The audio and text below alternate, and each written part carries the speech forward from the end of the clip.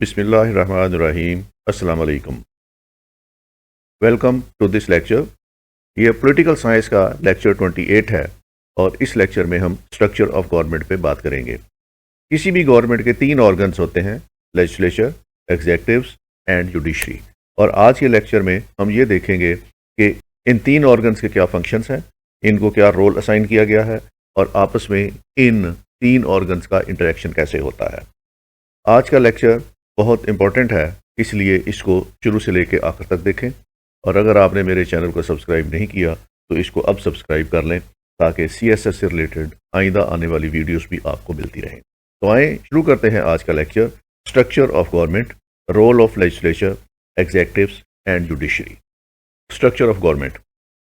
The legislative, executive and judicial branches are the three main parts of government and the separation of power among them is fundamental principle of liberal democracy। किसी भी government के structure में तीन organs बहुत important हैं, जिसमें लेजिस्लेटिव्स हैं, executives हैं और जुडिशरी है। और डेमोक्रेसीज़ में, जो मॉडर्न लिबरल डेमोक्रेसीज़ हैं, उनमें इन तीनों ऑर्गन्स के सेपरेट फंक्शंस डिटरमिन किए हुए हैं ताकि गवर्नमेंट एक अच्छे तरीके से चलाई जा सके, गवर्नमेंट रूल ऑफ लॉ के मुताबिक चलाई जा सके, या गवर्नमेंट इस तरीके से चलाई जा सके कि लोगों के fundamental human rights protect. Structure democracies के लिए बहुत इंपॉर्टेंट है क्योंकि जहाँ पे इंडिविजुअलिज्म की बात होगी वहाँ पे ह्यूमन लिबर्टीज़ की बात भी होगी, ह्यूमन राइट्स की बात भी होगी। और स्टेट चूँकि कस्टोडियन होती है ह्यूमन राइट्स का, और इसलिए किसी भी गवर्नमेंट के लिए ज़रूरी है कि वो लेजिस्लेटिव, एग्जीक्यूटिव्स और जुडिशियल ब्रांच को उनके फंक्शंस इस तरीके से अलॉट करें कि लोगों की लिबर्टीज़ और फंडामेंटल ह्यूमन राइट्स प्रोटेक्ट। अब मॉडर्न डेमोक्रेसीज़ में जी तीन ऑर्गन्स जो स्टेट हैं, इनके जिस हिसाब से उन्होंने फंक्शंस डिटरमिन किए हुए हैं, उनमें लेजिस्लेटिव का रोल सबसे इम्पोर्टेंट है, इसलिए कि उन्होंने लॉज क्रिएट करने हैं। लेजिस्लेटिव्स ने कानून बनाना है और उन्होंने ओवरसी करना है कि जब कानून बन जाए तो उसकी इम्प्लीमेंटेशन सही तरीके से हो रही हो। गवर्नमेंट के तमाम डिपार्टमेंट्स जितने भी हैं, उनके बनाए हुई पॉलिसीज़ को और उनके बनाए हुए कवानीन को हूबहू इम्प्लीमेंट कर रहे हों। तो ये ओवरसी करना या ओवरसाइट जो है इम्प्लीमेंटेशन ऑफ पॉलिसीज़ की, ये भी लेजिस्लेटिव के काम है। लेजिस्लेशन का सिर्फ ये काम नहीं है कि वो सिर्फ कानून बना दे, बल्कि उन कवानीन की इम्प्लीमेंटेशन की ओवरसाइट करना भी लेजिस्लेचर का काम है। उसके बाद एग्जीक्यूटिव्स हैं और एग्जीक्यूटिव की जिम्मेदारी ये है कि लेजिस्लेटिव जो कवानीन बना दे उसको उन्होंने इम्प्लीमेंट करना है। Carries out laws, ensures implementation of the policies. तो जो इम्प्लीमेंटेशन वाला काम है वो एग्जीक्यूटिव्स का है, बनाने वाला काम लेजिस्लेचर का है और उसकी ओवरसाइट का काम भी लेजिस्लेचर का है। और तीसरा ऑर्गन उसका जो है that is judiciary. Judiciary interprets laws and ensures they are followed. Judiciary का काम ये है कि जो कवानीन बन जाए उनमें अगर किसी किस्म की इंटरप्रिटेशन देनी है तो उन्होंने उसकी इंटरप्रिटेशन करनी है, उस लॉ के मुताबिक उन्होंने केसेस एजुकेट करने हैं। और जुडिशरी के ज़िम्मे ये काम है कि लोगों के फंडामेंटल ह्यूमन राइट्स को उसने प्रोटेक्ट करना है। जुडिशरी बेसिकली जो है ये ह्यूमन राइट्स की कस्टोडियन है, इन्होंने रूल ऑफ लॉ एस्टेब्लिश करना है। तो ये तीन डिपार्टमेंट्स जो हैं या तीन ऑर्गन्स जो हैं गवर्नमेंट के, इनके डिस्टिंक्टिव पर्पस हैं और हर डिपार्टमेंट और हर ऑर्गन अपने अपने काम जो है वो अपने स्फीयर के अंदर इंडिपेंडेंटली करता है और उसमें किसी दूसरे ऑर्गन की तरफ से इंटरफेरेंस नहीं होती। तो ये डेमोक्रेसीज जो मॉडर्न डेमोक्रेसीज हैं उनका स्ट्रक्चर है जहाँ पे सेपरेशन ऑफ पावर है।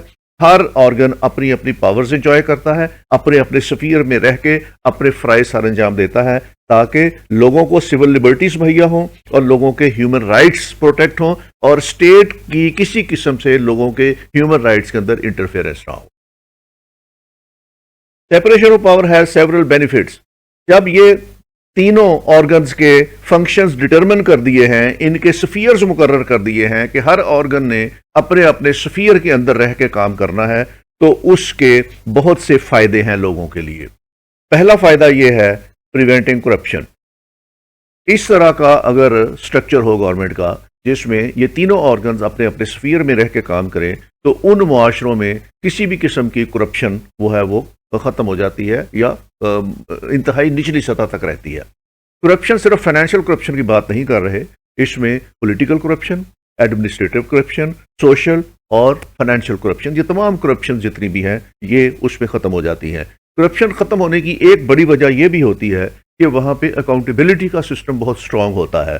हर डिपार्टमेंट जो है वो अपना काम क्योंकि रूल्स के मुताबिक कर रहा होता है, इसलिए वहाँ पे करप्शन के चांसेस कम होते हैं और लोग करप्शन में कम इंडल्ज होते हैं। और अगर कोई उसमें इंडल्ज हो जाए तो सिस्टम के अंदर इतनी ताकत होती है, इतनी पावर होती है कि वो गलत काम करने वाले को सज़ा दे देता है और उसमें सज़ा देते वक्त वो रूल ऑफ लॉ इस्टेब्लिश करता है, इक्वलिटी ऑफ सिटीजन इस्टेब्लिश करता है और किसी शख्स के स्टेटस या सोसाइटी में उसका जो मुकाम है उससे इन्फ्लुएंस नहीं होता, बल्कि उसके जुर्म को देख के उसको सजा देता है। तो इस तरीके से ऐसी सोसाइटीज़ जिसमें स्ट्रक्चर ऑफ गवर्नमेंट इस तरह का हो कि वहाँ पे लेजिस्लेटिव या उसमें एग्जेक्टिव या उसमें जुडिशरी अपने अपने स्फीयर्स के अंदर स्ट्रांग हो, वहाँ पे करप्शन ऑटोमेटिकली प्रिवेंट हो जाती है।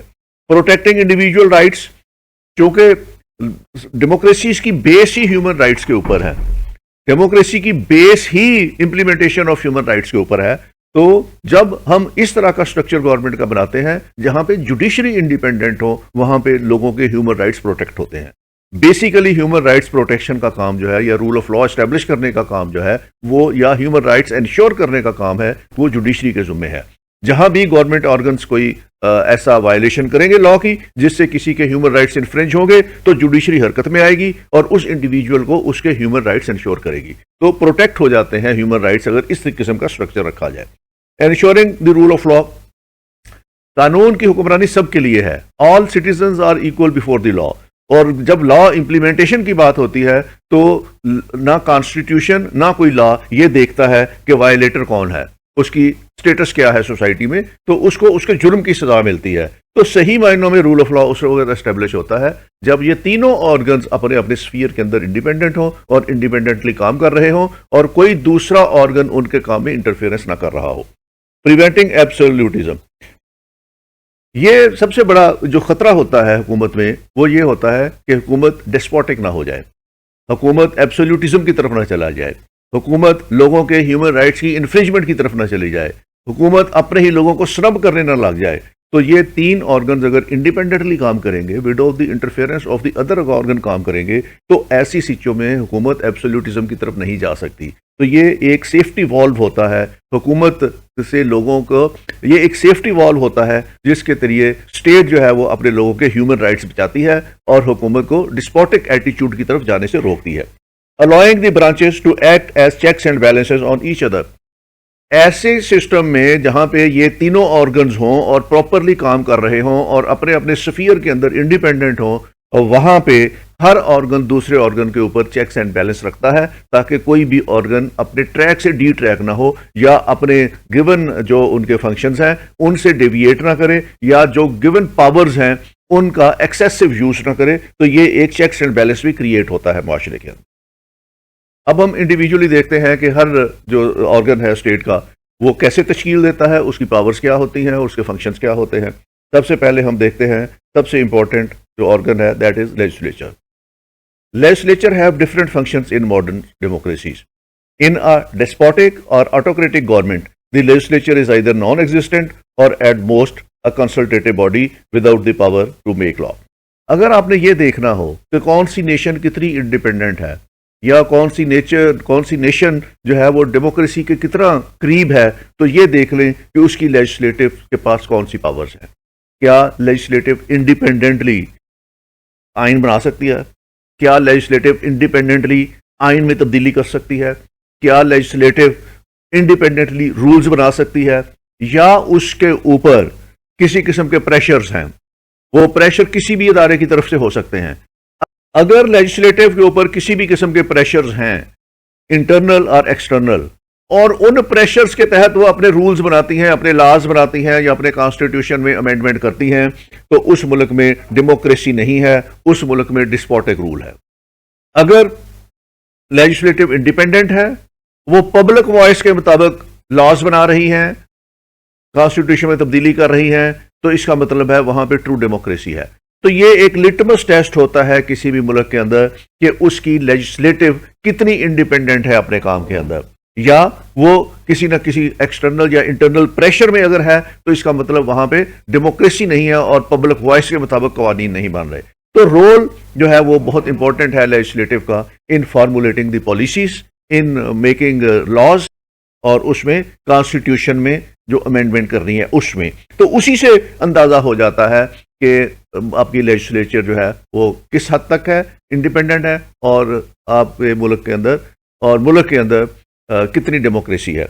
जो डिस्पोटिक रूलर्स होते हैं उनकी निशानी सिर्फ और सिर्फ ये होती है कि उनके दौर में जो उनकी लेजिस्लेचर है वो एक रबर स्टैंप के तौर पे काम कर रही होती है, और लेजिस्लेचर को कंसल्टेटिव बॉडी से ज्यादा अहमियत नहीं देते। वो उनके बनाए हुए लॉज को भी बाज़ दफा वर्दी की टोकरी में फेंक देते हैं। अगर इस तरह की सिचुएशन है किसी मुल्क में अंदर, तो इसका मतलब है वहां पे डेमोक्रेसी नहीं है, वहां पे डिस्पोटिक रूल है और उन्होंने एक डेमोक्रेसी का लिबादा ओढ़ा हुआ है।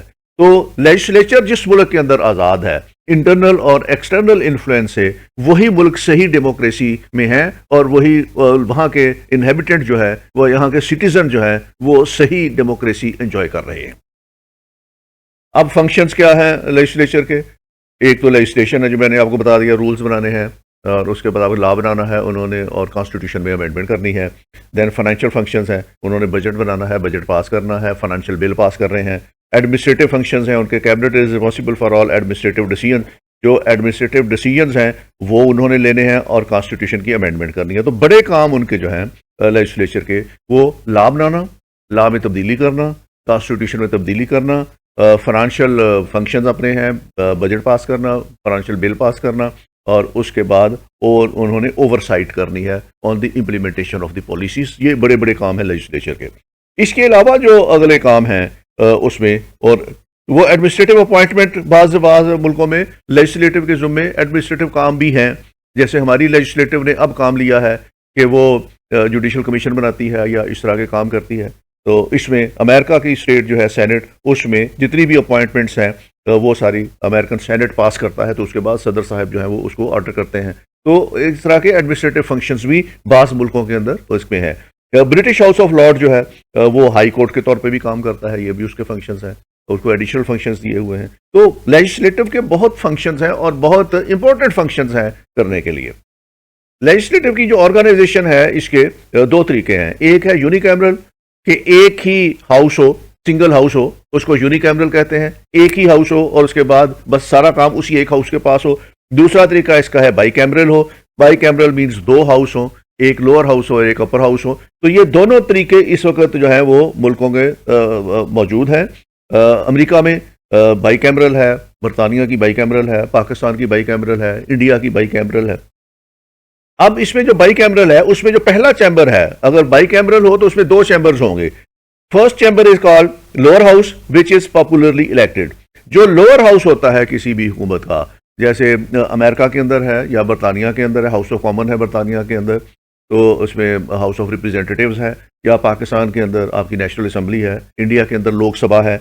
ये जो लोअर हाउस होता है हमेशा ये पॉपुलरली इलेक्टेड होता है। इसमें लोग वोट डाल के डायरेक्ट अपने रिप्रेजेंटेटिव चुनते हैं और असेंबलियों में भेजते हैं। जो सेकंड चैम्बर होता है that is called upper house. तो अपर हाउस है जैसे हाउस ऑफ लॉर्ड्स है इंग्लैंड में, या सेनेट है यूएसए में, या पाकिस्तान का सेनेट है। तो इस तरीके से जो अपर हाउस है इसमें इंतखाब का तरीका डायरेक्टली भी हो सकता है और इनडायरेक्टली भी हो सकता है। यूएसए में अपर हाउस जो है वो डायरेक्टली इलेक्ट होता है और पाकिस्तान में जो है इनडायरेक्टली इलेक्ट होता है। तो इसमें दोनों तरीकों से सेकंड चैम्बर जो है वो उसकी कॉन्स्टिट्यूशन हो सकती है। मेरिट्स क्या है बाईकैमरल? अगर दो हाउस हो तो उसके मेरिट्स क्या है? पहला, इट प्रिवेंट्स हेस्टी लेजिस्लेशन।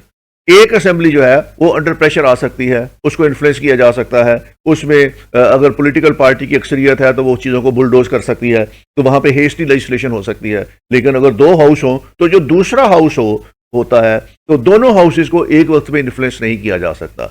ये बहुत कम हुआ है ऐसा कि दोनों हाउसेज में एक ही हुकूमत की अक्सरियत हो और वो चीज़ों को बुलडोज कर ले। और अगर ऐसा है तो वहाँ पे हेस्टी लेजिस्लेशन होगी, और हेस्टी लेजिस्लेशन अगर होती है तो उससे मुफाद आमा का नुकसान होता है।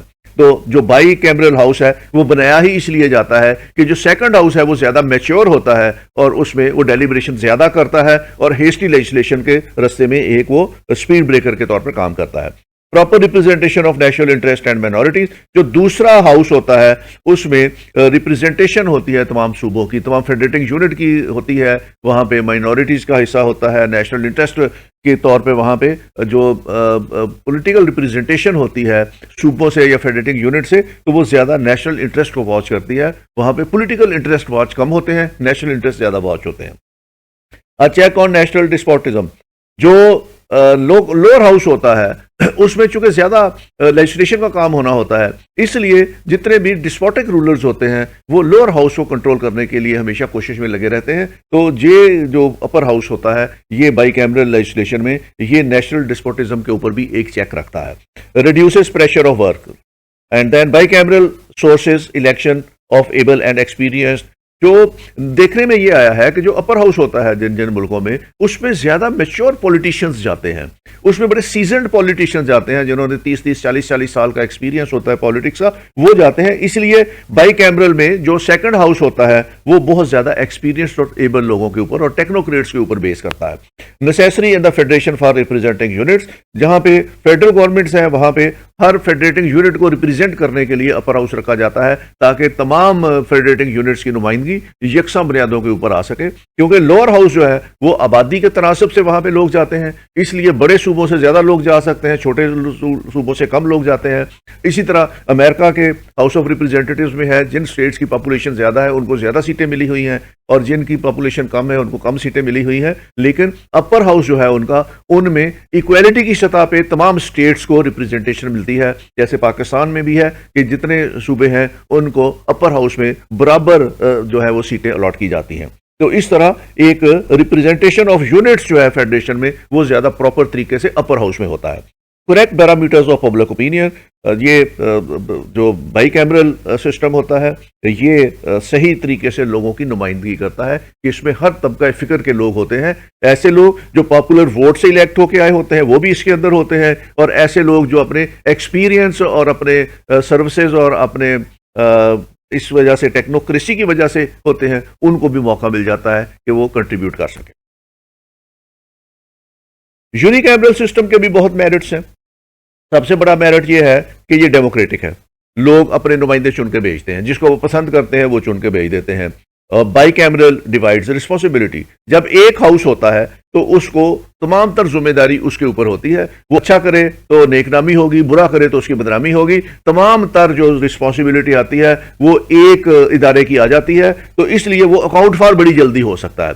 अगर वो अच्छा काम करेगा लोग अप्रिसिएशन देंगे, अगर बुरा काम करेगा तो लोग उसको क्रिटिसाइज करेंगे। जबकि दो हाउसेज में ये रिस्पॉन्सिबिलिटी शेयर हो जाती है, फिर वो उनके पास एक दूसरे के ऊपर ब्लेम गेम शुरू हो जाती है। Second chamber is either mischievous और सुपरफ्लुअस।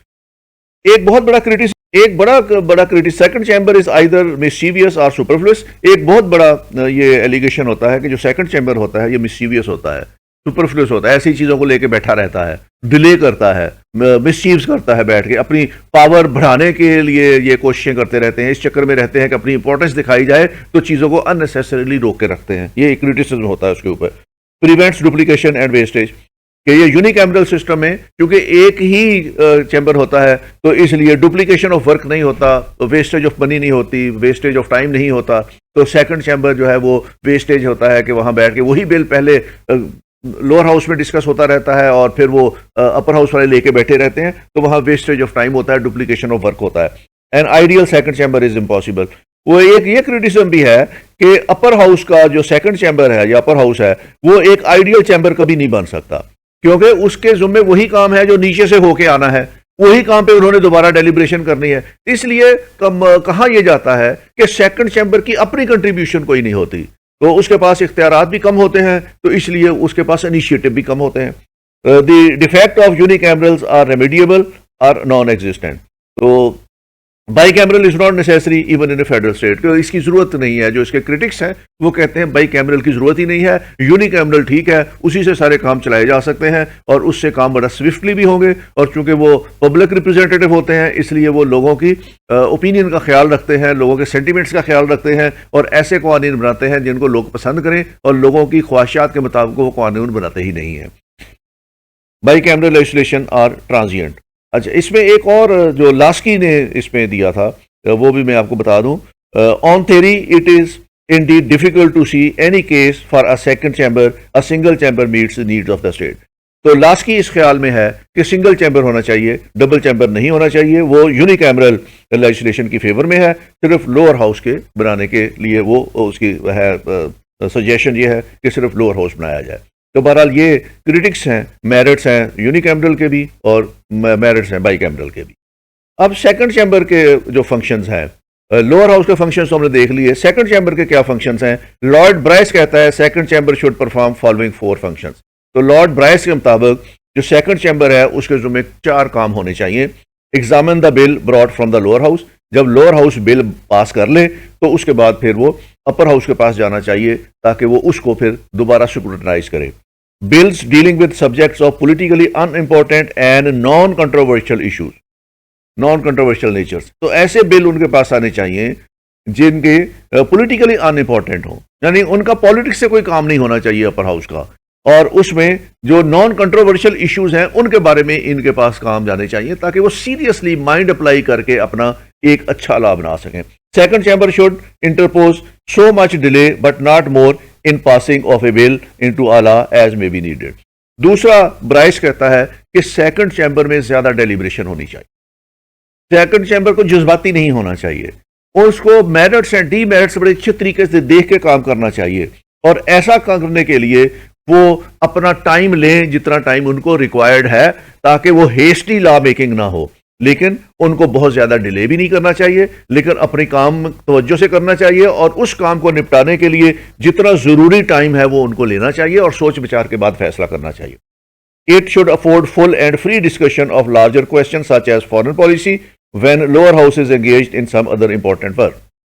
एक और सेकंड चैम्बर का काम ये होता है कि जब लोअर चैम्बर किसी काम में मसरूफ हो, जैसे बजट का सेशन चल रहा है, वो बजट डिबेट कर रहे हैं या फाइनेंशियल बिल ज़ेर गौर है, उस पर उनका तवज्जो ज़्यादा हो रही है, तो ऐसी सिचुएशन में फिर अपर हाउस को ये टाइम देना चाहिए कि वो इंपॉर्टेंट किस्म की लेजिस्लेशन जो है वो, जैसे फॉरेन पॉलिसी पे काम करना है या इंटरनेशनल रिलेशंस पे काम करना है, तो ऐसे सिचुएशन में फिर अपर चैम्बर को वहां पे इस्तेमाल करना चाहिए। तो ब्राइस जो है ये 4 बड़े फंक्शंस डिटरमिन करता है जो इसको सेकंड चैम्बर को देने चाहिए।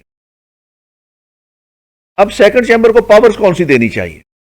सेकंड चैम्बर्स को पावर देने के बारे में 2 स्कूल ऑफ थॉट हैं। पहला स्कूल ऑफ थॉट ये है कि इसको बराबर की पावर्स देनी चाहिए, वही पावर इसको देनी चाहिए जो लोअर हाउस के पास है। और दूसरा स्कूल ऑफ थॉट ये कहता है power of second chamber should be lesser and subordinate, कि दूसरा चैम्बर जो है उसके पास पावर्स कम होनी चाहिए और वो एक सबऑर्डिनेट पावर्स एक्सरसाइज कर रहा हो to the lower house. Second chamber usually possesses all the powers of the first chamber except the power to grant money or finance. तो अमूमी तौर पर यह देखने में आया है कि सेकंड चैम्बर के पास लेजिस्लेशन की वो तमाम पावर्स होती हैं जो लोअर हाउस के पास होती हैं, लेकिन एक पावर उनको कभी नहीं दी जाती और वो पावर है मनी बिल पास करने की या ग्रांट ऑफ मनी या फाइनेंसेस या बजट पास करने का इख्तियार सिर्फ लोअर हाउस को है। अपर हाउस में बजट नहीं जाता, अपर हाउस बजट को डिस्कस ही नहीं करता। अपर हाउस जो है वो सिर्फ अपनी रिकमेंडेशन दे सकता है, लेकिन उसकी रिकमेंडेशन भी बाइंडिंग नहीं है। तो बजट का जितना मामला है, मनी बिल का जितना मामला है, फाइनेंशियल ग्रांट्स का जितना मामला है, ये लोअर हाउस के पास रहता है। इसके अलावा जितनी लेजिस्लेटिव पावर्स जो है वो लोअर हाउस की हैं, वो उसके बाद अपर हाउस की भी वही पावर्स है। Second chamber should only be receiving body with power to suggest amendments, but no authority to reject the measures passed by the popular house. एक और सजेशन ये भी है कि जो अपर हाउस है इसके पास ये अथॉरिटी नहीं होनी चाहिए कि ये लोअर हाउस की तरफ से पास किया हुआ कोई भी बिल जो है उसको रिजेक्ट कर दे, लेकिन अमूमी तौर पर अपर हाउस के पास ये पावर होती है। अगर लोअर हाउस ने एक बिल पास कर दिया है और अपर हाउस अगर उस बिल को पास नहीं करता तो पाकिस्तान में वो कभी कानून नहीं बन सकता। पाकिस्तान में लॉ बनने के लिए जरूरी है कि दोनों हाउसेज उसको पास करें और उसके बाद प्रेसिडेंट उसको सेंड करे, तब लॉ बनता है। The executives or the cabinet should be directly related and responsible to the lower house. The second chamber should exercise no control over the executive, particularly in parliamentary form of government. तो ये जो आपकी cabinet है ये answerable होती है to the parliament, और ये चूंकि लोअर हाउस का पार्ट होती है इसलिए ये इंपॉर्टेंस भी लोअर हाउस को ज्यादा देते हैं। अपर हाउस का चूंकि ये पार्ट नहीं होते तो इसलिए उसको ज्यादा वेटेज भी नहीं देते। लेकिन ये एक स्कूल ऑफ थॉट है कि लेजिस्लेचर जो है उसमें सिर्फ लोअर हाउस को आपकी कैबिनेट जो है रिस्पॉन्सिबल हो, अपर हाउस को रिस्पॉन्सिबल ना हो।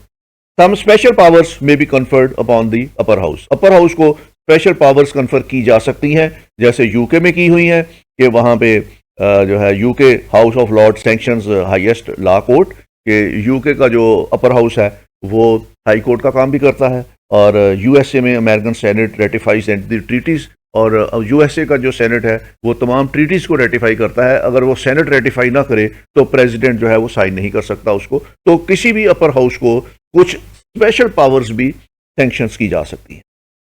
अब ये जो कंपोजिशन है इसकी रिप्रेजेंटेटिव्स की इन द अपर हाउस, इस पे भी बड़ी बहस हुई है कि वो कैसे आ सकता है, कैसे बनाया जा सकता है। तो इसमें तीन तरीके हैं जिसकी वजह से वो बनाया जा, जो तरीकाकार है कंपोजिशन का अपर हाउस का, उसके मुताबिक principle of hereditary British house of Lord. एक तो ये हेरिडेशन है, हेरिडिटरी पॉलिसी है कि एक शख्स है उसको आपने लॉर्ड बना दिया है तो उसके फौत होने के बाद उसका बेटा लॉर्ड। तो इस सिस्टम के अंदर जो रिप्रेजेंटेशन है अपर हाउस की वो हेरिडेटरी है, यानी वो विरासत में मिलती जा रही है, और उसके बाद एक के फौत होने के बाद उसका अगला बेटा, और उसके बाद उसका बेटा, उसके बाद उसका बेटा, जैसे बरतानिया के अंदर है ये। Nominative executives nominate man of ability. तो कुछ जगह पे ये नॉमिनेशन है अपर हाउस की कि जो अपने मुआशरे के सबसे अच्छे लोग हैं और टेक्नोक्रेट्स हैं और एक्सपीरियंस्ड लोग हैं, उनकी सर्विसेज से फायदा उठाने के लिए उनको नॉमिनेट किया जाए। तो वो एग्जेक्टिव्स जो है वो हैंड पिक्ड लोग जो है वो अपर हाउस में बिठा लेते हैं। दूसरा तरीका ये है, और तीसरा तरीका ये है कि इलेक्शन हो, ये डायरेक्टली हो या इनडायरेक्टली हो। और जैसे यूएसए में 2 members are elected from each state, हर स्टेट से 2 मेंबर चुने जाते हैं और लोग वोट डाल के उनको चुनते हैं। दूसरा तरीका पाकिस्तान में जो अडॉप्ट किया हुआ है ये इनडायरेक्ट इलेक्शन है कि सूबाई असम्बलियाँ जो है वो अपने नुमाइंदे चुनती हैं और उसको सेनेट में भेजती हैं। तो फ्रांस में इनडायरेक्टली इलेक्शन होता है, तो बहुत से मुल्कों में इनडायरेक्टली इलेक्शन होता है अपर हाउस का, लेकिन अमेरिका में उसका इलेक्शन भी डायरेक्टली होता है। जो 3 तरीके जो हैं वो इस तरीके से सेनेट में रिप्रेजेंटेशन भेजने के हैं। अब एग्जेक्टिव्स के बारे में बात कर लेते हैं। Executives include all officials of the state from the highest to the lowest, from president down to the ordinary employee who execute or enforce law and administration of the country। उर्फ आम में अगर देखा जाए तो एग्जेक्टिव से मुराद हर वो शख्स है जो सरकार का मुलाजम है और सरकार ने उसको किसी किस्म की पॉलिसी की एनफोर्समेंट के लिए रखा हुआ है, उसको हम कहते हैं एग्जेक्टिव। ये प्रेसिडेंट से लेके नीचे तक लोएस्ट लेवल तक अगर कोई शख्स ऐसा है जो सरकार की पॉलिसीज की इम्प्लीमेंटेशन के लिए या उसके निफाज के लिए वहाँ पे रखा हुआ है सरकार ने, तो वो एग्जेक्टिव का हिस्सा है। लेकिन नैरो टर्म में अगर आपने एग्जेक्टिव्स की डेफिनेशन करनी है, it is the head of the executives department who determines the policy of the government, that is president और the king and the minister of the cabinet. Narrow term में अगर देखा जाए तो हेड ऑफ द एग्जेक्टिव जो है department, वो उसको हम कहते हैं जो अपने महकमे की पॉलिसी को डिटरमिन करता है। इसमें प्रेसिडेंट हो सकता है, इसमें प्राइम मिनिस्टर हो सकता है, और इसमें मिनिस्टर्स हो सकते हैं जो कैबिनेट के हैं। तो उर्फ आम में अगर देखा जाए, नैरो टर्म में देखा जाए तो एग्जेक्टिव से मुराद हमारी वजीर आज़म, पार्लियामेंट्री फॉर्म ऑफ सिस्टम में वजीर आज़म और उसकी कैबिनेट, और जो प्रेसिडेंशियल फॉर्म ऑफ सिस्टम में है उसमें प्रेसिडेंट और उसकी कैबिनेट को एग्जेक्टिव कहते हैं। एग्जेक्टिव्स के फंक्शंस क्या है?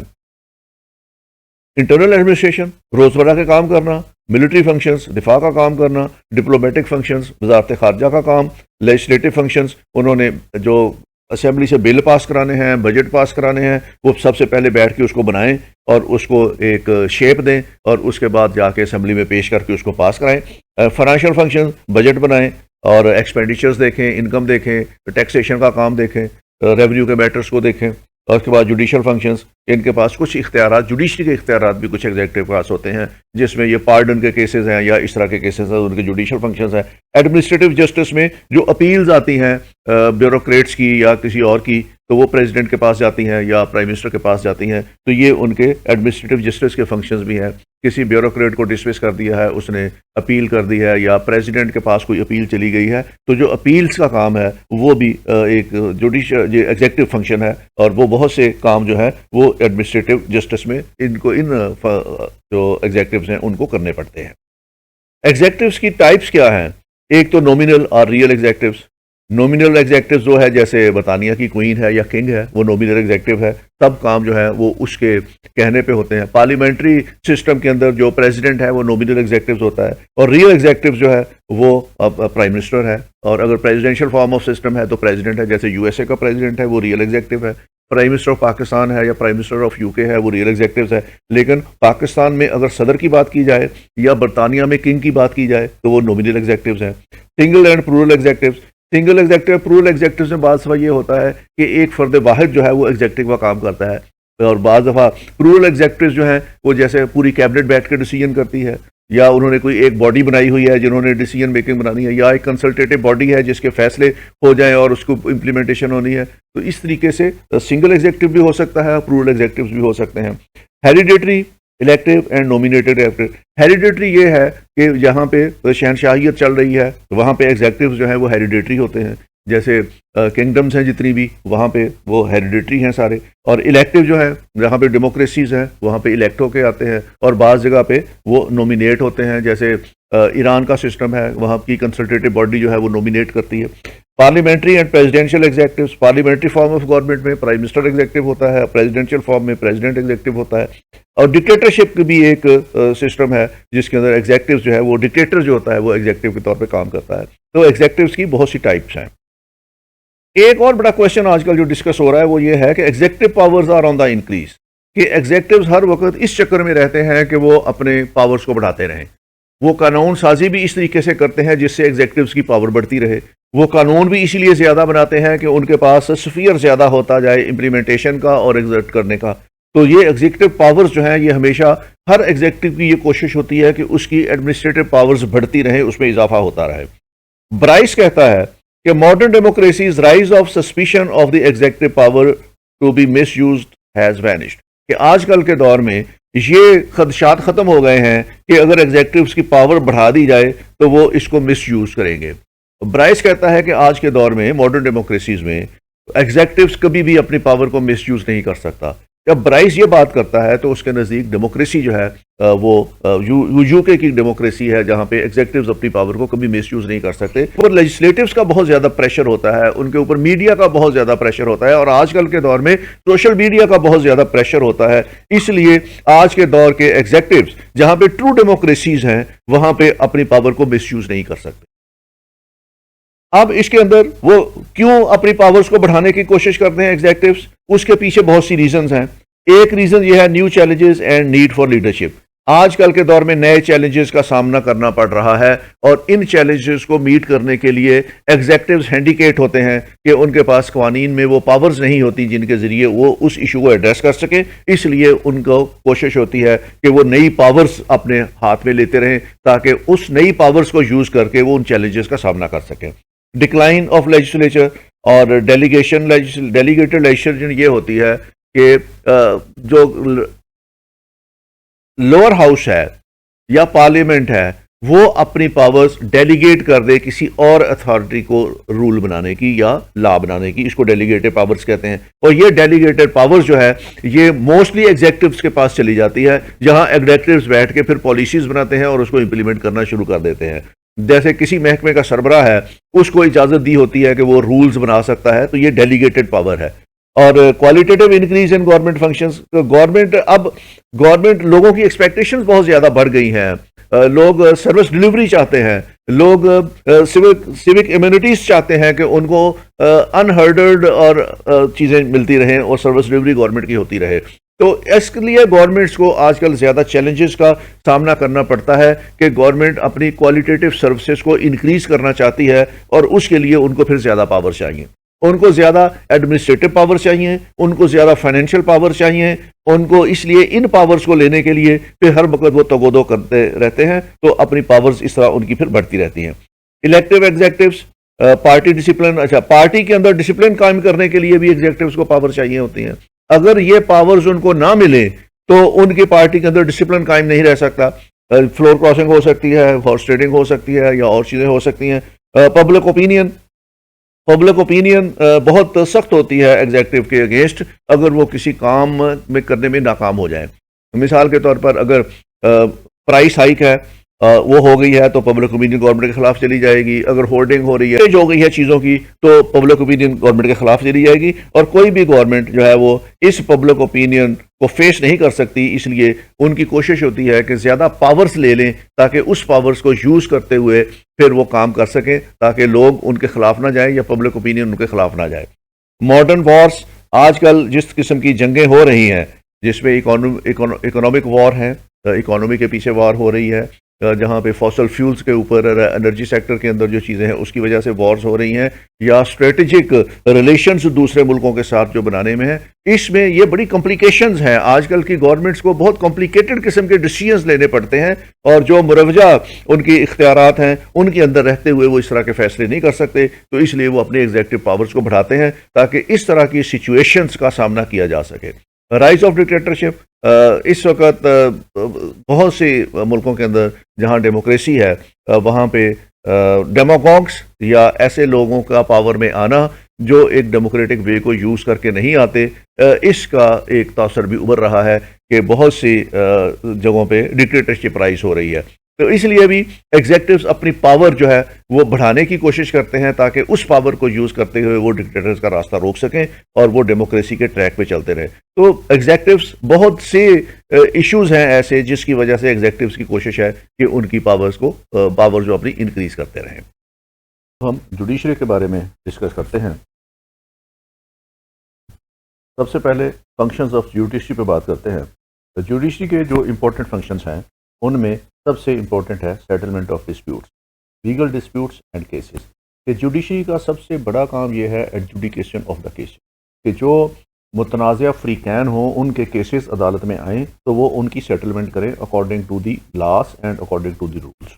तो सबसे बड़ा काम जो है मुकदमात सुनना और मुकदमात का फैसला करना और लोगों के साथ इंसाफ करना। उसके बाद जुडिशरी का अगला बड़ा काम है इंटरप्रिटेशन ऑफ द लॉ। दुनिया भर में जुडिशरी के पास ये एक बहुत इंपॉर्टेंट फंक्शन है कि जब भी लॉ पॉइंट के ऊपर कोई डिस्प्यूट हो और लॉ पॉइंट को इंटरप्रेट करने की ज़रूरत हो, उसकी वजाहत करने की ज़रूरत हो, तो ये फंक्शन जुडिशरी परफॉर्म करती है।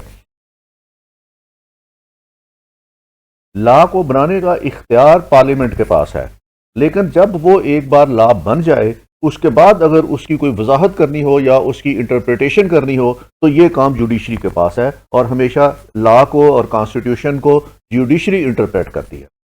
Preventive justice, preventing violation of rights. Judiciary custodian है कॉन्स्टिट्यूशन की, जुडिशरी कस्टोडियन है लॉ की, और इन्होंने इसके ऊपर अमल दरामद करवाना है। और जो भी वायलेशन होगी किसी लॉ की, जो वायलेशन होगी किसी रूल्स की, जो वायलेशन होगी कॉन्स्टिट्यूशन की, वो एग्रीव्ड पार्टी हमेशा अदालत से रजू करती है, वो जुडिशरी से रजू करती है और जुडिशरी ने ही रिलीफ देना है, जुडिशरी ने ही वायलेशन ऑफ राइट्स को रोकना है और जुडिशरी ने ही लोगों के फंडामेंटल राइट्स को प्रोटेक्ट करना है और उनको इंश्योर करना है। तो सबसे बड़ा अहम काम जो जुडिशरी का है ये लोगों के ह्यूमन राइट्स की वायलेशन है। और इसके लिए जो पाकिस्तान में सिस्टम राइज है उसमें हाई कोर्ट्स के पास ये इख्तियार है कि वो आर्टिकल 199 के तहत रिट जुरिस्डिक्शन है उनकी, उसके ज़रिए लोगों के ह्यूमन राइट्स को प्रोटेक्ट करते हैं। इसी तरह सुप्रीम कोर्ट पाकिस्तान जो है वो सुओ मोटो नोटिस ले सकती है ह्यूमन राइट्स वायलेशन के ऊपर। तो ये जुडिशरी का अगला बड़ा फंक्शन है। जुडिशल रिव्यू ये है कि अदालत मुल्की कवानीन को रिव्यू कर सकती है।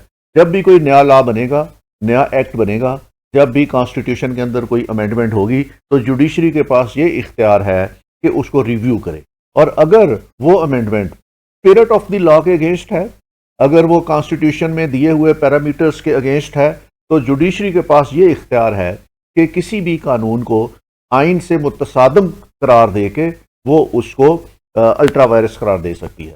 इसी तरह कोई आइनी अमेंडमेंट हो, कॉन्स्टिट्यूशनल अमेंडमेंट हो, कोई लॉ एनेक्ट किया गया हो, गवर्नमेंट ने कोई पॉलिसी बनाई हो या गवर्नमेंट ने कोई एडमिनिस्ट्रेटिव ऑर्डर जारी किया हो, एडमिनिस्ट्रेटिव डिसीजन लिया हो, तो उसमें भी अदालत के पास ये इख्तियार है कि जुडिशल रिव्यू में अगर वो स्पिरिट ऑफ द कॉन्स्टिट्यूशन के खिलाफ है या उन पैरामीटर्स के खिलाफ है जिन पैरामीटर्स के ऊपर आपका आइन जो है वो काम करता है, तो वो उसको अल्ट्रा वायरस करार दे सकती है। ये इख्तियार जुडिशल रिव्यू का भी ये जुडिशरी के पास है। उससे बाद अगला इख्तियार जो जुडिशरी के पास है वो एडवाइजरी ओपिनियन है। अगर गवर्नमेंट को या गवर्नमेंट के किसी इदारे को कोई एडवाइजरी ओपिनियन चाहिए हो on the point of law, तो वो अदालत से रजू कर सकता है, रेफरेंस भेज सकता है अदालत को, और अदालत उस रेफरेंस के जवाब में अपनी माइंड जो भी है उसका उस लॉ के बारे में वो ओपिनियन गवर्नमेंट को रेंडर कर सकती है। प्रोविंशियल गवर्नमेंट्स और विफाकी गवर्नमेंट्स दोनों लॉ पॉइंट के ऊपर सुप्रीम कोर्ट से एडवाइजरी ओपिनियन ले सकती हैं। नॉन जुडिशियल फंक्शंस में, अदालत के नॉन जुडिशियल फंक्शंस में ऐसे फंक्शन शामिल हैं जैसे उनके एडमिनिस्ट्रेटिव फंक्शंस हैं, उनके फाइनेंशियल मैटर्स हैं, उनके बारे में ये अदालत जो है ये नॉन जुडिशियल फंक्शंस भी परफॉर्म करती है। जैसे सुप्रीम कोर्ट ऑफ पाकिस्तान का जो चीफ जस्टिस है वो अपने इंतज़ामी मामला खुद चलाता है। उसके बाद उसके फाइनेंशियल मैटर्स हैं, जो हाई कोर्ट के जजेस हैं, चीफ जस्टिस हैं, वो सिविल जजेस की रिक्रूटमेंट है, तो ये उनके एडमिनिस्ट्रेटिव फंक्शंस हैं। इसी तरह जो बजट उनको मिलता है उसकी एक्सपेंडिचर्स करना है उसमें, और वो उनके फाइनेंशियल पावर्स हैं और फाइनेंशियल फंक्शंस हैं। तो इस तरीके से अदालतें नॉन जुडिशियल फंक्शंस भी परफॉर्म करती हैं। अगर ऑर्गेनाइजेशन ऑफ कोर्ट्स देखा जाए तो ये ऑर्गेनाइजेशन ऑफ कोर्ट्स भी दुनिया में तकरीबन इसका बेसिक स्ट्रक्चर जो है वो अब मिलता जुलता होता है। और उसमें सबसे पहले क्रिमिनल और सिविल कोर्ट्स हैं। ये दो इंडिपेंडेंट कोर्ट्स होती हैं, अलग-अलग। क्रिमिनल कोर्ट्स अलग होती हैं जहाँ पे क्राइम और ऑफेंसेस जो है वो उनके केसेस सुने जाते हैं, और सिविल कोर्ट्स हैं जहाँ पे सिविल लिटिगेशन के केसेस चलते हैं। तो ये बुनियादी कोर्ट्स होती हैं, बेसिक कोर्ट्स होती हैं, इनको लोअर कोर्ट्स भी कहा जाता है। तो ये तकरीबन हर मुल्क में एक जैसी होती हैं, और इसी तरह का स्ट्रक्चर है कि ये ग्रास रूट लेवल पे लोगों को डोर स्टेप पे इंसाफ देने के लिए ये तकरीबन हर ज़िले और हर तहसील लेवल तक ये बनाई जाती है। उसके बाद इससे बड़ी अगली अदालत जो होती है that is called session courts. ये डिस्ट्रिक्ट लेवल की कोर्ट होती है। इसमें एडिशनल सेशन जजेस और सेशन जजेस बैठते हैं, और ये सीनियर हीनियस नेचर के जो केसेस होते हैं वो इन कोर्ट्स के अंदर जाते हैं। इसके बाद जो है वो अगली अदालत, यहाँ तक का जो स्ट्रक्चर है अदालतों का, ये डिस्ट्रिक्ट लेवल का या काउंटी लेवल का स्ट्रक्चर है, और उसके बाद फिर ये प्रोविंशियल लेवल पे चली जाती हैं। उसके बाद फिर सेशन कोर्ट है। सेशन कोर्ट के अंदर ये ज़िले में सेशन जज एक होता है, और उसके साथ फिर एडिशनल सेशन जजेस होते हैं, जिसको हम सेशन कोर्ट्स कहते हैं। फिर स्पेशल कोर्ट्स हैं, जैसे दहशतगर्दी की अदालतें बन गई या एहतिसाब अदालतें बन गई हैं, या ट्राइब्यूनल्स होते हैं स्पेशल, और उसके बाद फिर हाई कोर्ट्स हैं और फिर फेडरल कोर्ट है। तो किसी भी मुल्क में ऑर्गेनाइजेशन ऑफ कोर्ट इसी तरह होती है। एक लोअर कोर्ट्स होती हैं, और एक डिस्ट्रिक्ट कोर्ट्स होती हैं, फिर उसके बाद स्पेशल कोर्ट्स होती हैं, फिर हाई कोर्ट होती है, और फिर फेडरल। अब इसमें इंडिपेंडेंस ऑफ जुडिशरी पे बहुत ज़्यादा बात होती है, और इस पर क्वेश्चन भी आते हैं। और इंडिपेंडेंस ऑफ जुडिशरी क्या होती है? इंडिपेंडेंस जुडिशरी ये होती है कि जब भी जुडिशरी अपना काम करे तो उसमें किसी किस्म की एक्सटर्नल इंटरफेरेंस ना हो। जुडिशरी पे किसी किस्म का कोई political, administrative, financial, legal constraint ना हो जब वो काम कर रही है, तो इसको हम कहते हैं इंडिपेंडेंस। अब इंडिपेंडेंस ऑफ जुडिशरी को किस तरीके से हम सिक्योर कैसे कर सकते हैं? How independence is secured? तो उसके 5 तरीके हैं जिसको हम जुडिशरी को सिक्योर कर सकते हैं। पहला तरीका यह है कि बोर्ड ऑफ अपॉइंटमेंट ऑफ जजेस की तैनाती का तरीक़ाकार ऐसा हो कि जिसके अंदर हैंड पिक्ड लोग ना जाएं, बल्कि मेरिट पे लोग भर्ती होके आएँ, और वो आगे जाके फिर मेरिट पे फैसले करें। इसको हम कहते हैं बोर्ड ऑफ अपॉइंटमेंट ऑफ जजेस, कि ऐसी ट्रांसपेरेंट बोर्ड हो कि वहाँ पे कोई सिफारशी जज जाके अदालत में ना लग सके। इसके 3 तरीके हैं। एक, इलेक्शन बाय द पीपल, के इलाके के लोग इलेक्ट करें कि उन्होंने किसको जज बनाना है। दूसरा, election by the legislature, legislature फैसला करे कि उन्होंने जज किसको बनाना है। और तीसरा, अपॉइंटमेंट बाय द एग्जेक्टिव, के एग्जेक्टिव फैसला करें कि किसको जज लगाना है। तो ये 3 मुरवजा तरीके हैं। और जैसे पाकिस्तान में अब जुडिशल कमीशन है, वो अपॉइंटमेंट ऑफ जजेस हाई कोर्ट की, और उसके ऊपर वो देखता है। और निचले लेवल पे जो सिविल जजेस होते हैं या एडिशनल सेशन जजेस होते हैं, उसके लिए फिर चीफ जस्टिस की सरबस्ती एक कॉम्पिटिटिव एग्जामिनेशन होता है जिसमें जजेस होते हैं। तो इस तरह ये रिक्रूटमेंट जो है जजेस की, अपॉइंटमेंट, बेसिकली अगर जज सही बंदा जज भर्ती हो जाए तो वो जाके फैसले मेरिट पे करेगा। अगर वो पॉलिटिकल प्रेशर पे, एडमिनिस्ट्रेटिव प्रेशर पे या किसी और तरीके से भर्ती हुआ है, तो फिर वो जिन लोगों ने उसको भर्ती करवाया है उनकी लाइन ऑफ एक्शन के ऊपर काम करेगा। तो पहला काम जो है ये अपॉइंटमेंट ऑफ जजेस है। लास्ट की ये कहता है अपॉइंटमेंट ऑफ जजेस be made by the minister of justice with the consent of the parliamentary standing. Last की जो है एडमिनिस्ट्रेटिव रोल देता है टू द पार्लियामेंट कि पार्लियामेंट की जो स्टैंडिंग कमेटी है वो जजेस की रिक्रूटमेंट करे और उसमें जो मिनिस्टर जस्टिस है उसकी कंसेंट के साथ ये सारे काम हो। तो इस तरह वो एडमिनिस्ट्रेटिव अपॉइंटमेंट जो है वो जजेस की लास्ट की कहता है। इस तरह पार्लियामेंट का रोल होना चाहिए उसके अंदर जजेस की तैनात। Long and protected tenure of जजेस, जजेस का टेन्योर प्रोटेक्टेड हो, उसको गवर्नमेंट निकाल ना सकती हो और उस पर गवर्नमेंट किसी किस्म की ऐसी कार्रवाई ना कर सकती हो, उसको प्रेशराइज ना कर सकती हो, परेशान ना कर सकती हो। Promotion and security of office, कि उसकी प्रमोशन का तरीकाकार क्या होगा, जो जॉब सिक्योरिटी है वो क्या होगी। फिक्स्ड एंड एडिकेट सैलरी, उसकी सैलरी फिक्स हो और एडिकेट हो ताकि गवर्नमेंट उसकी सैलरी के रिलीज़ होने में या सैलरी के पे करने में किसी किस्म की प्रेशराइज ना कर सकती हो और सैलरी की कमी बेशी ना कर सकती हो, फिक्स सैलरी हो। प्रेस्क्राइब्ड क्वालिफिकेशन ऑफ जजेस, जजेस की एक क्वालिफिकेशन प्रेस्क्राइब हो, उसका एक्सपीरियंस प्रेस्क्राइब हो ताकि लोग वो भर्ती हो जो उस पोस्ट के लिए अहल है। गवर्नमेंट अपने स्वाबदीद के ऊपर उनमें से ऐसे लोगों को भर्ती ना कर सके जो क्वालिफिकेशन को मीट ना करते हो। और बाज़ दफ़ा देखा गया है कि उसकी क्वालिफिकेशन इतनी सतही किस्म की रखी होती है कि उसमें हर शख्स ही उस क्वालिफिकेशन को मीट कर लेता है। तो उसकी क्वालिफिकेशन का क्राइटेरिया भी ऐसा होना चाहिए, सिर्फ एक अच्छी शोहरत वाले लोग जो हैं वो जज बन सकें। सेपरेशन ऑफ जुडिशरी, कि जुडिशरी को सेपरेट कर दिया जाए एग्जेक्टिव से। अगर एग्जेक्टिव और जुडिशरी जो है वो एक जगह पे मुर्तकिज़ हो रही है पावर्स, तो ऐसा होने से जुडिशरी जो है वो इंडिपेंडेंट नहीं रहती। जो एग्जेक्टिव्स हैं उनके पास जुडिशरी के फंक्शंस नहीं होने चाहिए, तो उनके फंक्शंस लेके वो जुडिशल फंक्शंस अलग हों, एग्जेक्टिव के पास जुडिशल फंक्शंस ना हो, तो इसको हम कहते हैं सेपरेशन ऑफ। जुडिशल रिव्यू की हम पहले बात कर चुके हैं, इसमें सिर्फ मैं सरसरी तौर पर इसका बता देता हूँ कि ये जुडिशल पावर होती है कि अदालत किसी भी आइनी तरमीम को, कॉन्स्टिट्यूशनल अमेंडमेंट को, किसी भी लॉ में अमेंडमेंट को या किसी भी एडमिनिस्ट्रेटिव ऑर्डर को रिव्यू कर सकती है। अगर वो ऑर्डर जो है वो कॉन्स्टिट्यूशन की स्पिरिट के ख़िलाफ़ हो तो उसको अल्ट्रा वायरस करार देते हैं। ये साइड पे हम डिस्कस कर चुके हैं। ये जो जुडिशल रिव्यू है ये 1803 में आया था जब अमेरिका में एक केस गया, मार्बरी वर्सेस रेडिसन। इस केस में उस वक़्त का जो चीफ जस्टिस था अमेरिका का, जस्टिस मार्शल, उसने ये फैसला किया था जिसमें गवर्नमेंट को ये इख्तियार, ये जिसमें जुडिशरी को ये इख्तियार दिया गया था कि वो जुडिशल कर सकते, गवर्नमेंट की पॉलिसी को, गवर्नमेंट की आइनी अमेंडमेंट को, गवर्नमेंट के किसी लॉ को या लॉ की अमेंडमेंट को या गवर्नमेंट के किसी भी एडमिनिस्ट्रेटिव ऑर्डर को जुडिशरी रिव्यू कर सकती।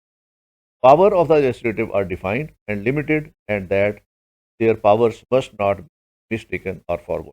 कि इस केस में जुडिशल रिव्यू में जस्टिस मार्शल ने ये फैसला दिया था कि लेजिस्लेचर इंडिपेंडेंट है, वो लॉ बना सकते, लेकिन लॉ बनाते वक्त उनके कुछ पैरामीटर्स हैं जिनके अंदर रह के उन्होंने लॉ बना, अगर वो पैरामीटर्स जो है वो वायलेट किए जाएं तो वो लॉ जो है वो अल्ट्रा वायलेट होता है। तो ये उन्होंने फैसला किया था और उन्होंने कहा था कि ये देखना कि क्या वो पैरामीटर्स वायलेट हुए हैं कि नहीं हुए, ये जुडिशरी। तो यहाँ से जुडिशियल रिव्यू जो था वो अमेरिकन कॉन्स्टिट्यूशन में शामिल हुआ और उसके बाद फिर दुनिया में तमाम कॉन्स्टिट्यूशन सब्सिक्वेंट हैं उसमें जुडिशियल रिव्यू। पाकिस्तान में भी ये जुडिशियल रिव्यू है वो सुप्रीम कोर्ट के पास।